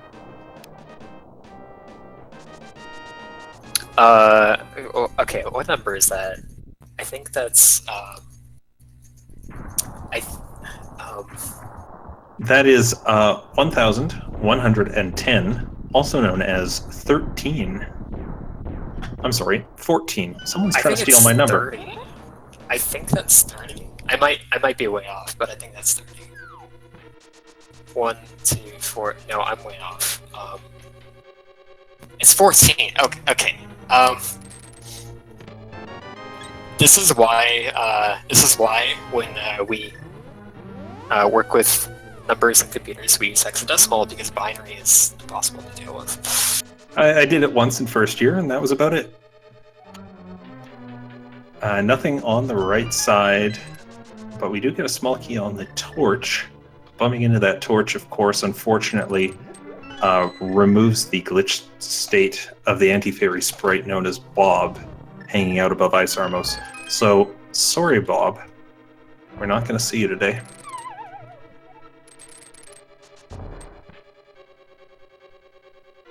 That is actually a randomizer-specific bug, by the way. It has to do with the fact they had to... I think they had to change the sprite size limit for the item of the torch to allow it to be something other than a small key. And that's what causes the glitched anti-fury. So I think that was... That was number 7. That was number 7. So congrats to Lord Pato, who also gets his name read out on the internet today. Hitaka did the quick play, rather than going to Vitreous, going for that vanilla big key location. Got the bow and is in go mode, about 7 minutes behind. But a full dungeon, as well as the basement of Ganon's Tower behind. Xyrak has this race to lose at this point.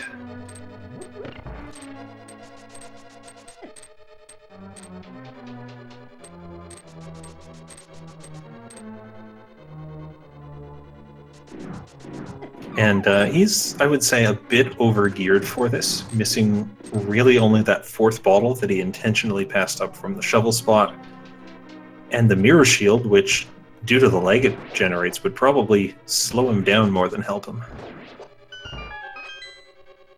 Mirror Shields does help a bit with Silver Arrow Mimics, because it lets you fire silvers at them, facing them straight on, because you can simply block the shots that they will fire at you. Yeah, that's a good point. Has to be a bit careful with his health here. Gets a nice heart drop, but he's got the powder as well as several bottles of potion if he runs into any serious trouble. I'm pretty sure he at least has a blue left. I believe he drank a blue earlier and rebought that blue, as well as picked up a red just in the course of the game. Turns out... I definitely saw him drink the red. Oh, did he? I know Hitaka drank the red to get to right side pod. Xyrak drank it too. I don't remember where he did it. It was at low health somewhere. Does sound familiar. But yeah, the larger shields, actually all the shields will add to the amount of lag that is generated, so which is unavoidable in a lot of rooms. Even the fighter shield does. There's actually been some talk in the Vanilla Spear community about whether it would be worth it to engineer a situation in which a picket steals your shield at some point during your run to save those lag frames. And I think they've determined it's really not worth it. You're probably going to lose more time getting the shield stolen. It's not a guarantee, but it's something that has actually been discussed. If you could guarantee that it would immediately take your shield as you walked by, it would probably be worth it then. But trying to engineer enemies to do anything for you in this game is an exercise in futility. Yeah, I mean, there's a reason that the practice ROM hack has an RNG control built in, because a lot of the RNGs for the enemies in each room, there are 32 different patterns that they can do, depending on when you enter the room, and for a lot of these rooms, really, really good runners of the game will practice all of them to know what to do in every situation. Yeah, Xyrak even seemed to have a bit of that going on as he just tore up the tower there. Had a bit of trouble in the Landmo 2 fight with that Medusa shooting fireballs at him. But he is through Moldorm 2. He is on his way up to the Aga 2 fight as Hitaka's just entering the Dark World on the mountain. A couple of nice routing decisions from Xyrak, as well as some solid execution through the mid part of this run, have given him a substantial lead here. It's also showing off some good knowledge of game mechanics by trying to get the door dash after Moldorm 2. So if you hold down left straight out of hookshotting the block, and as soon as you move down past the block, most of the positions you're in are going to actually allow you to dash straight through the door and nudge into it rather than bonking. So the fact that he bonked into it rather than avoided doing so tells me he was trying to go for that. And that's something I see, like, a lot of people don't know exists, so they don't go for it, they'll walk. But the fact that he bonked on the door actually shows that he really knows what he's doing there, funnily enough. These are your Friday night Link to the Past intense game mechanic lessons with elements to RTA. Today I learned.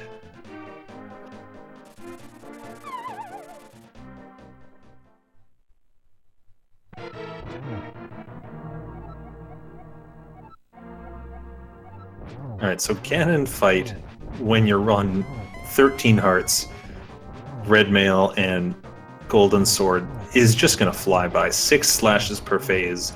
No fancy spins need to go on. You just slash away and use the hookshot for those iframes. Xyrak has to dodge a few bats now, but this is some confidence we're seeing. He is not worried about this fight. Yeah, it's extremely trivial to get to one cycle the first 2 phases with Golden Sword. And with Silvers, he's gonna have no trouble in the last phase either. Ganon just wants to move up and down here. I do do enjoy how he was teleporting between the same two locations over and over. I really don't see that very often.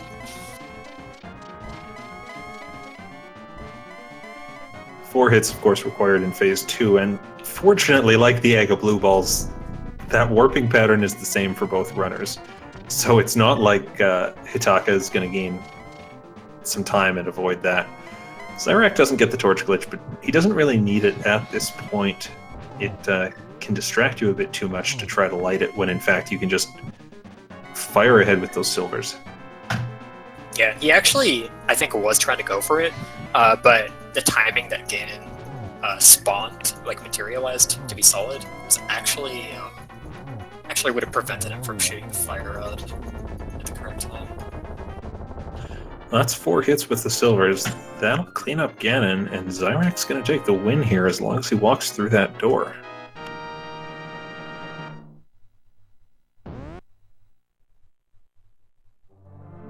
Alright, good game to Xyrak for the win. That's an official time of 1 hour, 51 minutes, and 10 seconds, and quick as a bunny, Xyrak has joined us here after the race. Congratulations on that run. Thank you. Whew. That was an interesting one for sure. I made some decisions that I am really glad largely worked out. Yeah, that venture straight to the back of this game really paid dividends. It's crazy to see. I was wondering, the reason I went and quick as a bunny, Xyrak has joined us here after the race. Congratulations on that run. A whole bunch of them and didn't get one. So it was like, well, if Hitaka killed more of them, he could have gotten a bomb drop and got. That was an interesting one for sure. And yeah, I made some decisions that I am really glad largely worked out. Yeah, that venture straight to the back of this game really paid dividends. It was crazy to see. I was wondering, the reason I went immediately back was because I knew that the ropes were in the group that could potentially drop bombs, but I killed a whole bunch of them and didn't get one. So I was like, well, if Hitaka killed more of them, he could have gotten a bomb drop and gotten whatever was back there, so I just immediately went back, and yeah, super glad I did. Yeah, you didn't end up going into Eastern until you were in go mode for that. That means, of course, you skipped. Also, really glad that the decision to go to Aga 1. Did you just kind of bank on it not having anything for you? My thinking was that it felt like an Aga seed really, really, really early. Like the seed just dumped you everything you need for Aga plus Flipper's hookshot, which is usually what you get for Western Dark World access if you have to do Aga. So I was suspecting it was an Aga required seed the entire time, and I didn't really have any sequence breaks available to me to skip it.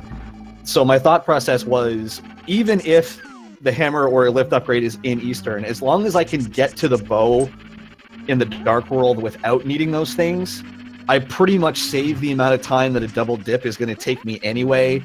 So yeah, I kind of gambled that, the 3 items that could give me Dark World access weren't in the three items in Eastern, and thankfully that worked out.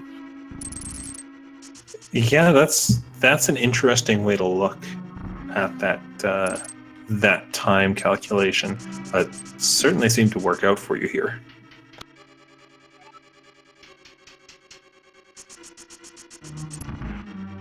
Yeah, that was good, and I'm glad well, to be honest, I really wanted to do Mire after I did Desert, but I just told myself there's just way too much on the map to have going in there make any real sense.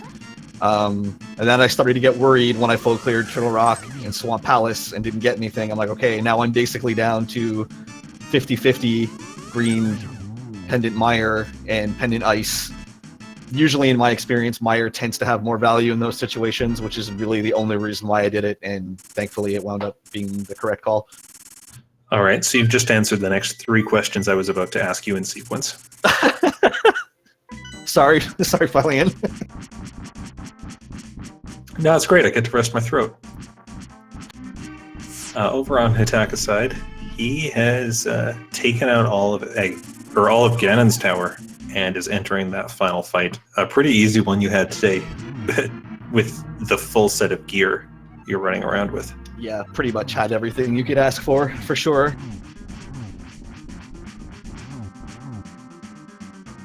Yeah, it's pretty crazy how early that Golden Sword showed up. Yeah, that was what, like 35, 40 minutes in? Had Gold Sword? Yeah, it was pretty nuts. Yeah, it was like 40. You know, an hour between getting Gold Sword and hitting Go mode, just an average day. Yeah, right? This, I don't know. It was a super hard seed to read. At least I thought it was. Which is why I was really glad when I finally found the hammer. I was like, okay, I didn't just waste 3 minutes on Mega 1. Thank God. And then just sort of snowballed from there. Well, for what it's worth, I think you routed really well with what you had to work with. You also routed in some of those isolated checks, like the Graveyard Lich, but particularly the Hammer Pegs, which you had to leave behind, not having the hammer when you check to the blacksmith, that came and all that. Yeah, the Hammer Pegs was partly while I was trying to make my decision, while I was thinking about which dungeon I wanted to dive for the bow. So that was sort of like, okay, if I do Hammer Pegs, I give myself another minute or so to think about where I want to go from here. So I sort of took advantage of that. But yeah, my routing I was mostly pretty happy with. I mean, I had a couple of stupid derps, like I actually ran past the Grove Cave and realized it as I was turning in the purple chest. But yeah. Oh yeah, we did catch that.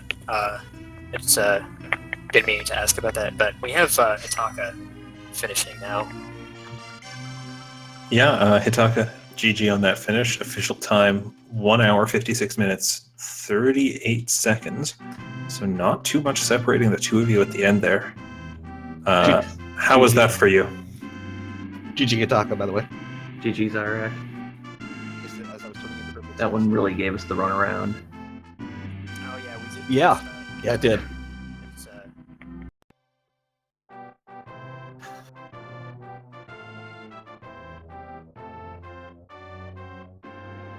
So we'll see the final collection rates in a couple minutes here. It'll come out fairly close because you ended up generally checking all the same chests. Hitaka, what influenced you to go to Misery Mire over Ice Palace at the end there?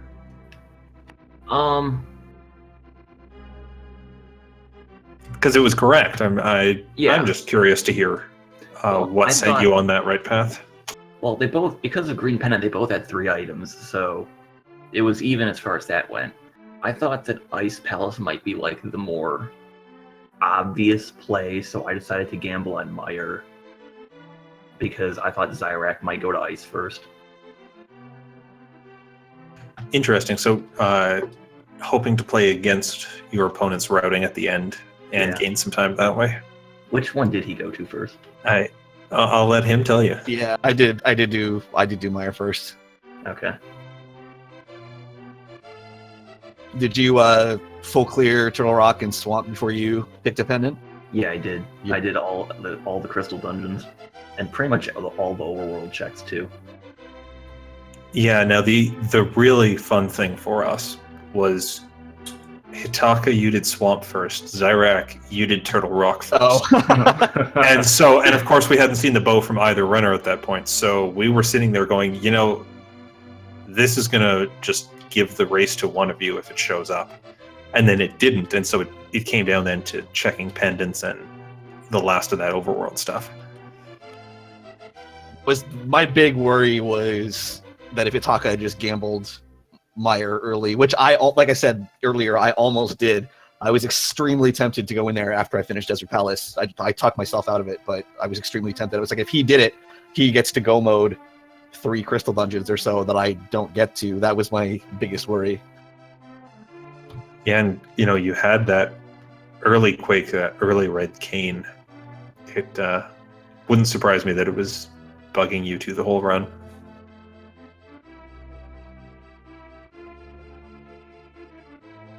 I thought when I was about halfway through Swamp, I realized that I should have gone to Turtle Rock first because Go Mode Turtle Rock isn't that much faster in Standard, but Go Mode Swamp is a lot faster. Yeah, that was why I decided on doing TR first, but it does take like a minute and a half to actually climb Death Mountain too. So it was still sort of 6 to 1, half dozen to the other in my mind, I think. Yeah. I mean, yeah. It takes less time than Left Side Swap does, but ideally, you don't want to have to put up with either time sink. But Yeah. you really can't count on ideally in a lot of situations. No, tonight you got both. Yeah, right. Yeah, exactly. But you know, towards the end of the bow search, it looked like a position where if you guys just decided on different pendant dungeons to clear, and Hitaka came across the bow first, that may have been his chance to take the lead in the race. But you both went Meyer first. If I may ask, what was the difference to you guys, in your opinion, in the finish? Probably. So let's probably a combination of Hitaka's early dip of Eastern Palace turning up nothing, and maybe him taking longer to check the back of escape. Yeah, I didn't want to check back of escape unless I had to, so I decided to dip Eastern while I was checking Sahasraral's closet. And of course, required flute and back of escape, and there were no bombs at all from any of the enemies in this escape. Yeah, I'm pretty sure. I mean, I'm pretty sure the randomizer just shuffles which enemies are which drop groups in the order they can drop in. It doesn't actually shuffle the contents of the drop groups, unless I'm mistaken there. It does shuffle the contents. Oh, So it does too? Okay. it's very possible that it is not possible to get a bomb in this game. You have no real way of knowing that, unless you're keeping track of every single drop in the packs, which you probably aren't. Yeah, I mean, when I saw the ropes were dropping that high variety of stuff, I thought there was a chance that they might be able to drop one. But like I said, I didn't. I was sort of living on the edge with my magic, so that's why I went back right away. Like, I mean, I said that earlier, but yeah, I was worried. It was like, if Hitaka killed like one more rope than I did and got his bomb, then I need to go back. I was just hoping I would find Glove or something so I wouldn't have to make the trip. Yeah, we were pulling for that too, and seeing that glove up in Spectacle Rock just kind of shook us, and we said, wait, really, game? Really? And of course, Agassi on top of that.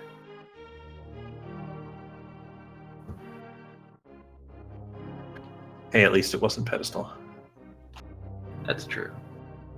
Yeah, I've had enough of those already in this tournament. I'm done. I'm good to not see another one.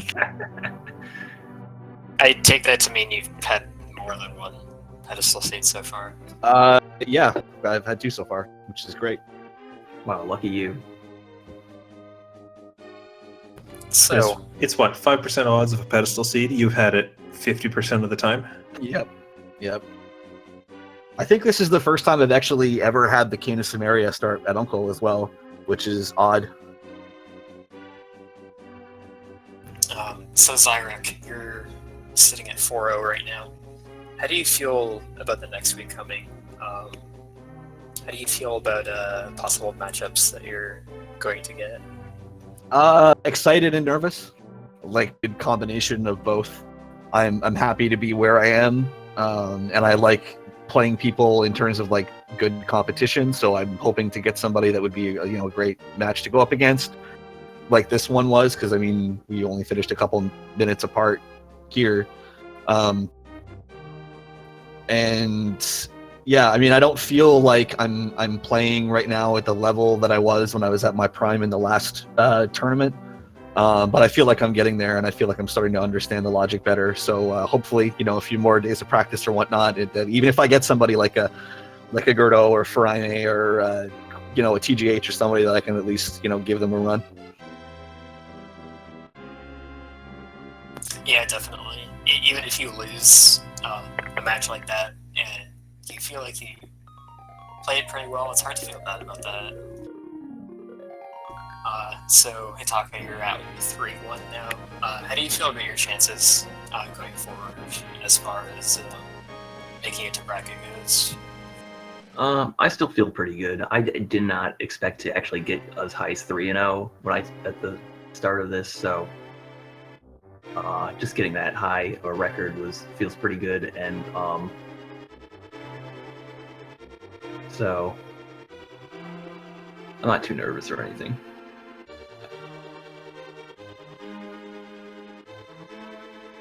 Well, as long as I don't draw Hitaka for an opponent next week, I'll be okay with that, I think.